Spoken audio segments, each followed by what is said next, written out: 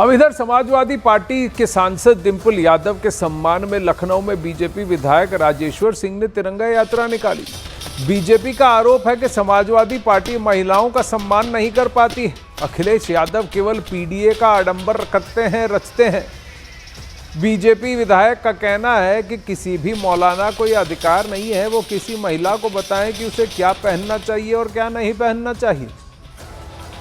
नारी के सम्मान में बीजेपी मैदान में आज बीजेपी विधायक राजेश्वर सिंह ने समाजवादी पार्टी की सांसद डिंपल यादव के लिए विशाल तिरंगा यात्रा निकाला हुआ है। हाथों में तिरंगा है। महिलाओं के सम्मान के लिए यहाँ पर देख पा रहे हैं महिलाएं जो है वो यात्रा निकाल रही हैं। जिस तरीके से मौलाना राशिद ने डिंपल यादव जो कि समाजवादी पार्टी की सांसद है उनको लेकर जिस तरीके से टिप्पणी की है, अमर्यादित टिप्पणी, उसको लेकर यहाँ पर ये तिरंगा यात्रा निकाला गया है। क्या कहेंगी आप लोग? ये हमारे माननीय विधायक जी राजेश्वर जी की तरफ से शंखनाद जो निकला है नारी शक्ति का, जो मौलाना ने कहा है उसके हमारी जो है भारतीय परिधान पे जो उन्होंने जो ये लांछन लगाया है साड़ी परिधान पर, उन्होंने कितना गंदा शब्द बोला है मौलाना ने। ये अच्छी बात है, ये हमारी नारी शक्ति का प्रतीक है। मौलाना साजिद रशीदी के द्वारा जो अमर्यादित बयान दिया गया उसके लेकर आप लोगों ने आज बहुत ही गलत है और नारी का अपमान है ये कहना कि आज हमारी नारियां कहाँ पहुँच गई हैं। नारी शक्ति कोई आम शक्ति नहीं होती है। दुर्गा है, काली है, लक्ष्मी बाई ने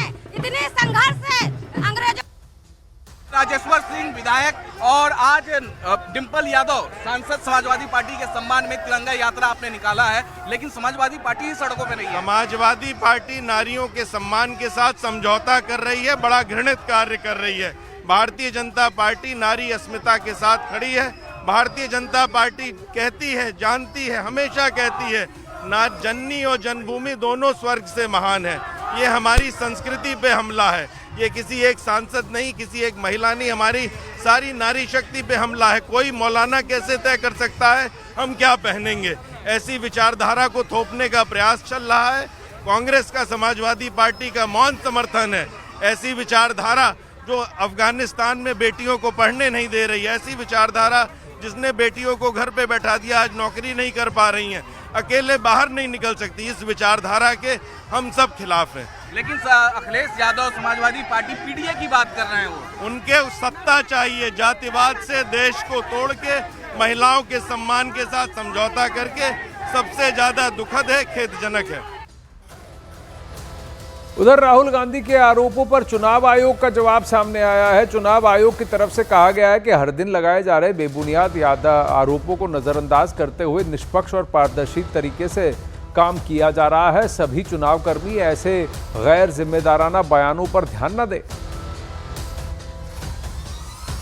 तो चुनाव आयोग का राहुल गांधी के आरोपों पर यही वापस क्या बयान या प्रतिक्रिया यही है कि देखिए ऐसे लोग और ऐसे बेबुनियाद या आरोप हर रोज लगते जा रहे हैं, धमकियां दी जाती हैं, कई बातें कही जाती हैं। हमें बस अपना काम करना है, पारदर्शी तरीके से काम करना है। इन बातों पर ध्यान दिए बिना जो चुनाव आयोग का काम है उसे सही तरीके से निभाना है।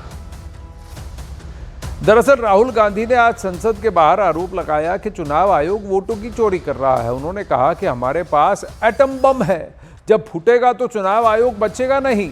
चुनाव आयोग में जो भी वोट चुराने का काम कर रहे हैं उन्हें हम छोड़ेंगे नहीं।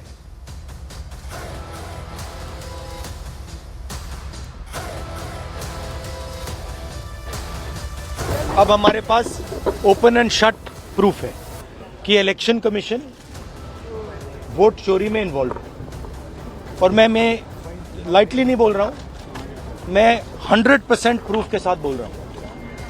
ठीक है, और आप सबको पता लग जाएगा जैसे ही हमने ये रिलीज किया, पूरे देश को पता लग जाएगा कि इलेक्शन कमीशन वोटर चोरी करा रहा है। किसके लिए करा रहा है? किसके लिए करा रहा है?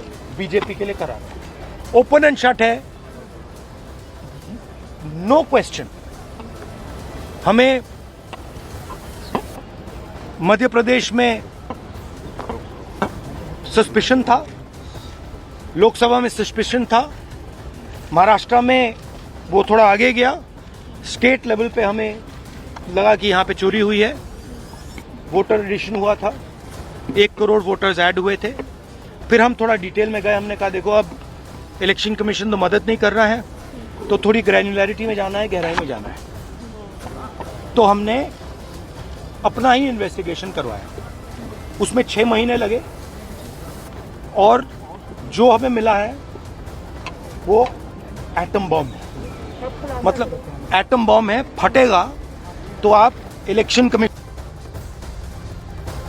मैं ये बड़ी सीरियसली बोल रहा हूं, जो भी ये काम कर रहे हैं, ठीक है, इलेक्शन कमीशन में जो भी ये काम कर रहे हैं, right from the top to the bottom, आप एक बात याद रखिए, आपको हम छोड़ेंगे नहीं, कुछ भी हो जाए हम छोड़ेंगे नहीं आपको, क्योंकि आप हिंदुस्तान के खिलाफ काम कर रहे हो, ये ट्रीजन है और कम, इससे कम नहीं।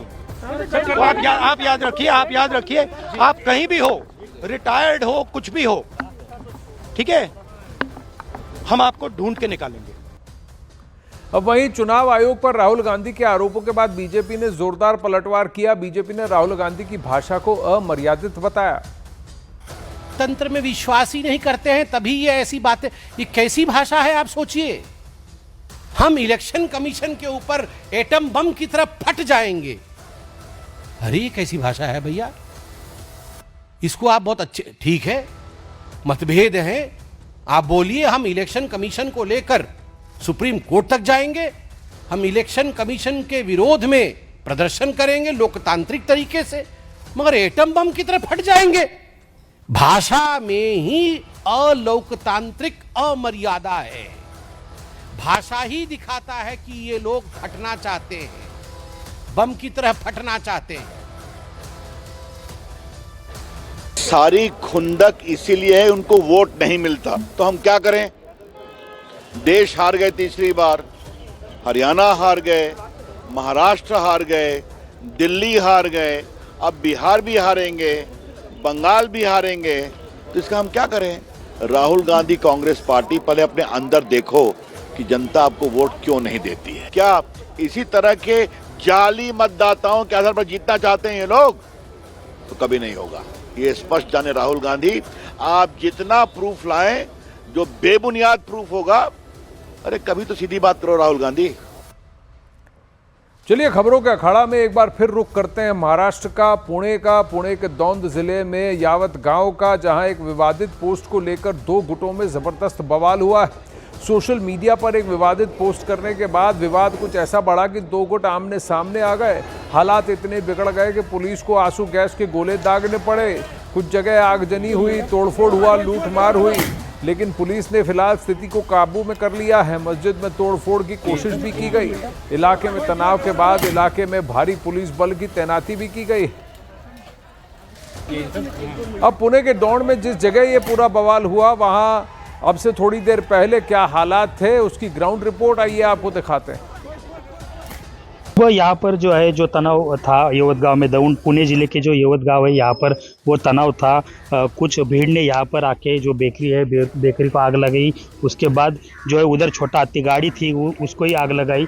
और जो यहाँ पर आजू बाजू को जो लोग रहते थे, वहाँ पर भी बड़ी घटनाएं हो गई। उसके बाद पुलिस यहाँ पर आई और पुलिस ने वो जो मॉब को है जो बाजू किया, और उसके बाद फिर ये सब पूरे आप देख सकते हैं कि यहाँ पर पुलिस सब यहाँ पर तैनात है। अग्निशमन की गाड़ी यहाँ पर बुलाई गई है, वो जो आग लगी थी उसको बुझाने के लिए। यहाँ पर आप देख सकते हैं कि किस तरह से माहौल है। अभी तो शांतता है, लेकिन सुबह के टाइम जो यहाँ पर बहुत तनाव था, बहुत भीड़ थी, बहुत यहाँ पर लोग आए थे, और वो जो गट है जो उसमें वो जो तनाव था। और उसके बाद फिर ये सब पूरी वहाँ पर माहौल ख़राब हो गया। सुबह के टाइम ये सब पूरा हुआ, लेकिन अभी पुलिस ने कंट्रोल किया है। लेकिन यहाँ पर 2 दिन से जो तनाव चल रहा था, यहाँ पर जो के युवक है उन्होंने एक व्हाट्सअप स्टेटस रखा था, और उसके बाद फिर यहाँ के जो कोई हिंदू तरुण है, उन्होंने ये उस पर अटैक किया, हमला किया, और उसके बाद ये पूरा जो माहौल है वो हाँ, एक गिरफ्तार किया है, जो स्टेटस रखने वाला था उसको गिरफ्तार किया है। और घायल यहाँ पर कोई ने कोई इंजरी नहीं, लेकिन जो वहाँ पर दुकान है, सड़कों पे दुकानें है, सब वो उसका नुकसान बहुत हुआ है। ऑफिस तोड़ी गई है, जीसीपी तोड़ा गया है, गाड़ियाँ तोड़ी गई है वहाँ पर, तो पूरा नुकसान जो है तो यहाँ पर हो गया है।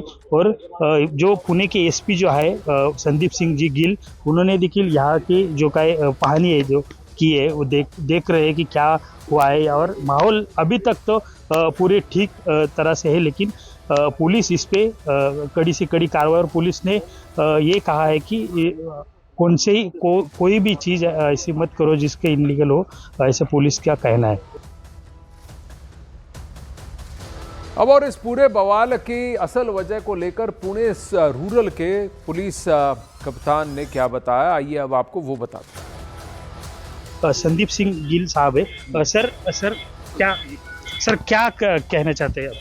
देखिए, ये यवत गांव में आज दोपहर में एक इन्फॉर्मेशन सामने आई कि किसी एक यंगस्टर ने, एक यंग लड़के ने उसके मोबाइल फ़ोन पे और फेसबुक व्हाट्सएप पे एक स्टेटस रखा है जो ऑब्जेक्शनेबल स्टेटस है। तो इसकी रिपोर्टिंग होते ही उस लड़के को पुलिस स्टेशन ने अपने में लिया और गांव के लोगों से, जो प्रतिनिधि लोग आए थे, उनके साथ मीटिंग शुरू की। लेकिन तब तक ये जो मैसेज था, वो जो स्टेटस है, वो गांव में फैल चुका था और उसकी वजह से फिर ऑलरेडी इमोशन कुछ हाइटन थे, क्योंकि कुछ 8 दिन पहले ही गांव में कुछ तान तनाव की घटना होने की वजह से इमोशन हाइटन थे। तो लोग रास्ते पे आए, उसमें से कुछ यंगस्टर्स ने ग्रुप बना के गांव में घूमना शुरू किया। लेकिन तब तक हमारी पेट्रोलिंग टीम, हमारा बंदोबस्त यहाँ पे इमीडिएटली रिस्पॉन्ड किया और किसी को किसी प्रकार की इंजरी नहीं हुई है। जो 1-2 स्ट्रक्चर को थोड़ा सा नुकसान हुआ है, उसका हम अभी आढ़ावा ले रहे हैं और गाँव में पूर्णपणे शांतता है। अभी लॉ एंड ऑर्डर जो है मेंटेन किया गया है। पेट्रोलिंग टीम्स है हमारे सब वरिष्ठ अधिकारी और हमारी जो फोर्स है यहाँ पे तैनात है। लेकिन गांव में लोगों को आह्वान किया गया, उनको समझाया गया, तो अभी गांव में लोगों ने अच्छे से रिस्पॉन्ड किया है और गांव में शांत। आपका क्या कहना है, गांव वाले से या बाहर के लोग उसमें थे, मॉब में थे, वो भी कुछ बातें चल रही थी उसका? देखिए, अगर उसमें कोई बाहर के भी रहेंगे तो हर जगह पे आजकल सीसीटीवी हैं, हर जगह पे हर तरह की टेक्नोलॉजी है, हमारे लोगों के पास उधर रिकॉर्ड्स हैं। तो जो अगर कोई बाहर से आके कुछ किया है तो भी वो हमारे रिकॉर्ड पे आ जाएगा। और गाँव के लोगों को भी हमने वही समझाया और सब लोगों को हमारा आह्वान है कि आप ऐसे र्यूमर जो होते हैं, ऐसे जो स्टेटस वगैरह लगाए जाते हैं, इस पे विश्वास ना कीजिए।